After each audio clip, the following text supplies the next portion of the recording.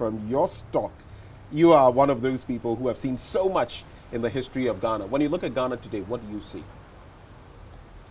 Ghana today is a bit worrying. When you think about the youth, what is my generation bequeathing to the youth? How are we going to get out of the economic crisis we are in so that we can generate jobs for the youth? So that we are not training nurses, doctors, engineers, teachers for them to go and grow the economies of Canada, US, European Union, and some of the Asian countries. These are my worries, you know. How do we get Ghanaians to save and invest in this country so that we can exploit our tremendous natural resources for the benefit of the average Ghanaian? That's my concern. And you speak about the youth. I go around town and it gets depressing sometimes when you interact with people. Some of them have made the effort, gone to school, secured a first class degree with honors, second class upper. They can't lay their hands on anything. They can't even eke out a living. So some of them, and that feeds into underemployment, because then they are not using the skills they have acquired. They have to resort to doing other things. You go around certain places like Abelempe and you would see a lot of people queuing at a certain place because they want to go out of the country. Recently, we were looking at the statistics for unemployment, and it makes for staggering reflection, especially when you look at, for example, the Vice President saying we've created over 2 million jobs, and the deficit that we are seeing now, per the latest Ghana Statistical Service report, something doesn't add up. Is there any future for Ghana's youth? I think so. Look, what is wrong with Ghana? Policies that are not right, and then also, of course, together in Africa, the leadership deficit. But when you take the natural resources we've been blessed with, and in 2024, the human skills we have is unimaginable. We have close to maybe 350, 400,000 Ghanaian professionals, technocrats, engineers in the diaspora. These are all people, when the economy starts moving in the right direction and they come home, they will add value to the economy. So yes, there is hope. What we need is to put our heads together and move in a transformational path. There's hope.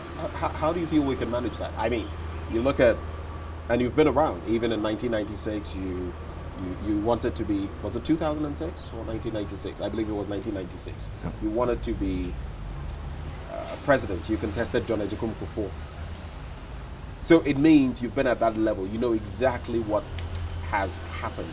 Since that time, we've seen Rawlings, we've seen Kufuor, we've seen Atta Mills, we've seen Mahama, we've seen Akufo-Addo now. Have we made any real progress in that regard? Yeah, you make progress positively. I think that even when you make mistakes, the best way of learning is to make a mistake. Falling down is normal, but when you fall and you are able to get up and move, you know how not to fall again. No, I have hope. I think that we made progress. Look, in Ghana, a lot of people sacrificed to get the freedoms some of you young people don't know about. The freedom of the press, the media, Rekun Brobe and his gangs, they were being chased about all the time to give us the free press that we have. So when I see the radio and television being abused, being used for witchcraft and things like that, being used to sell bad things, instead of being used to educate people to move in the right direction, it worries me. I think we've made a lot of progress. We have democracy. We just have to teach our people to use their vote correctly. And thank God, you know, in Ghana, we haven't had too many. We've been able to change governments without spilling too much blood. We can do better, but I think that we are progressing. You know, we are a young country, less than 100 years. Other countries we are looking at have been there for thousands of years, 500 years, 400 years. But they say you don't reinvent the wheel, and additionally, the best way to learn is from the mistakes of others. They say, yeah. You learn from your mistakes, but you learn better from the mistakes of others. So you've seen someone go through the process and everything they've done. You've seen Singapore, Lee Kuan Yew. You've seen the United States for centuries. You don't necessarily need to go all over that. No. You've seen the example. No. Learn but you see, and move. What you learn best is the mistakes you make yourself, and then you go. I'm not saying that we shouldn't learn from others. We should learn from others. But what we know is that for any country to develop now, you take a look at your natural resources and then take a look at the international supply chain and say, what do I have so I can add value to it and move? So you need highly educated people, because it's all brain power now. Once you have the highly educated people, then you can use your resources properly. So I'm not ready to give up on Ghanaians. My children are by far smarter than I am. I see the young people, they are smart. People come from outside with good work habits. They are smart. All they need is a little bit of support and a little bit of policy guidance, and sometimes even the government getting out of their way for them to move. And since you've, started talking about our natural resources, of course, as for the human resource, we have it. You've already alluded to that. But the natural resources, so let's just spend a little time there. Now we've started exploiting lithium. We've engaged in many deals and all of that. We already have the gold, diamond, bauxite and all of that. But it appears to be that we are falling into the resource curse in the sense of Galamsey, among other things that have happened recently, just recently.